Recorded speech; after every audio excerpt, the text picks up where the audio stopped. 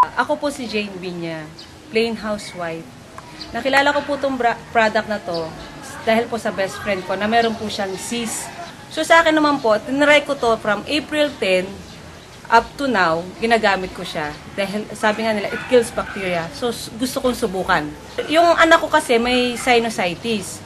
So ang ginawa ko kasi is from December, inanuhan siya ng gamot para sa pag-spray sa ilong. Every morning ho, nag-hatching siya at saka tumutuloy si puno. So, ang ginawa ko sa anak ko, eto, 9 years old, may sinusitis ho siya. So, from April 16, nung gumamit na po siya ng tatlo nito, nakatatlo na po na siya nakaubos. So, from April 17 ng umaga, naubusan siya, bumili yung mister ko.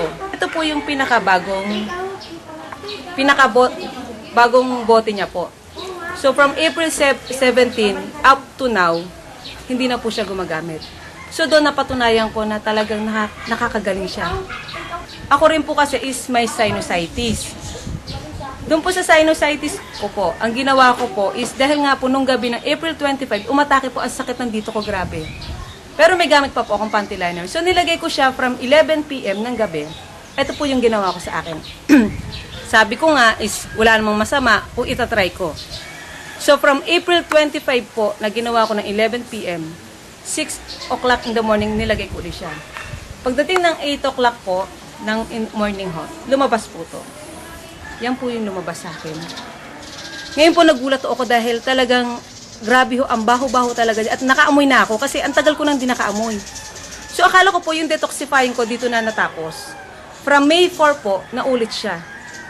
Ito po siya. Up to now, every week ho, nagde-detox ako ng mga laman na yan. Pero hindi na ganyan kalaki.